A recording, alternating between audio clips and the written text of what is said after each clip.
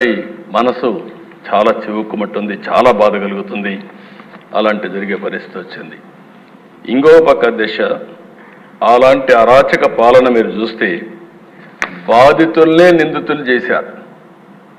తప్పు చేయలేదు వీళ్ళు, కానీ వీళ్ళే వాళ్ళని కొడతారు, తప్పుడు కేసు పెడతారు. అలాంటివి కూడా చేసే పరిస్థితి వచ్చారు. ఇంకొక పక్కన సిబిఐ కూడా పనిచేయలేని పరిస్థితి రాష్ట్రంలో. నేను అడుగుతాను అధ్యక్ష, ఇప్పుడైనా సరే ఢిల్లీకి పోయారు.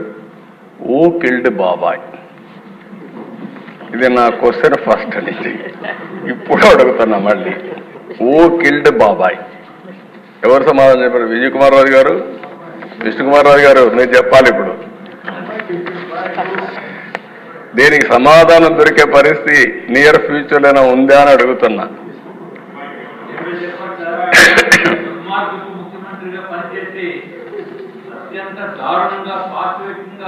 చేసిన పనికి ప్రపంచ దేశాల్లో నియంతృత్వ పరిపాలన చేసే వాళ్ళు కూడా సిగ్గుపడే పరిస్థితి వచ్చింది.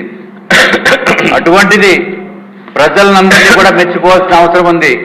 అధ్యక్ష, గౌరవ ముఖ్యమంత్రి గారిని, పవన్ కళ్యాణ్ గారిని, కూటమిని ఎన్నుకుని అత్యంత గొప్ప అవకాశం మళ్ళీ ఆంధ్ర రాష్ట్రాన్ని తిరిగి పురోగభివృద్ధిపై తీసుకుని వెళ్ళటానికి చేసిన నిర్ణయం ఆంధ్ర రాష్ట్ర ప్రజలందరికీ కూడా మరి ఒక్కసారి మీ ద్వారా కూడా నేను తెలియజేసుకుంటున్నాను అధ్యక్ష.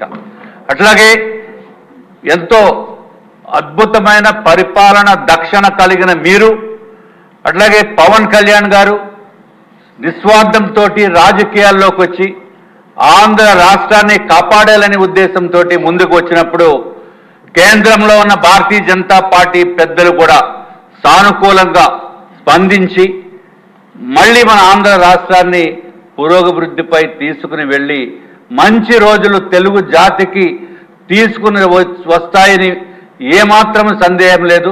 గౌరవనీయులైన చంద్రబాబు నాయుడు గారు నాయకత్వంలో రాష్ట్ర ప్రజలకి, ప్రపంచంలో ఉన్న ప్రతి తెలుగు వారికి పూర్తి విశ్వాసం ఉంది అధ్యక్ష.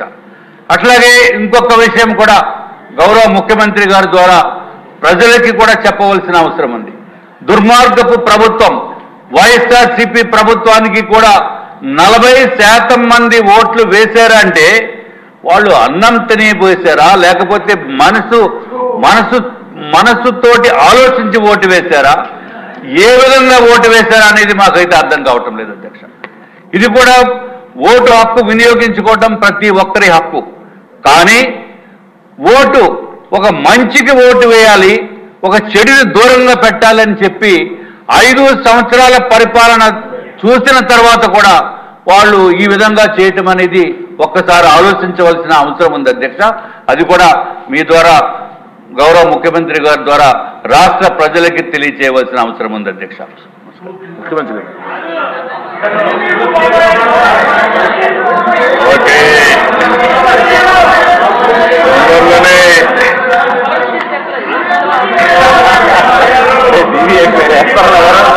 అధ్యక్ష అధ్యక్ష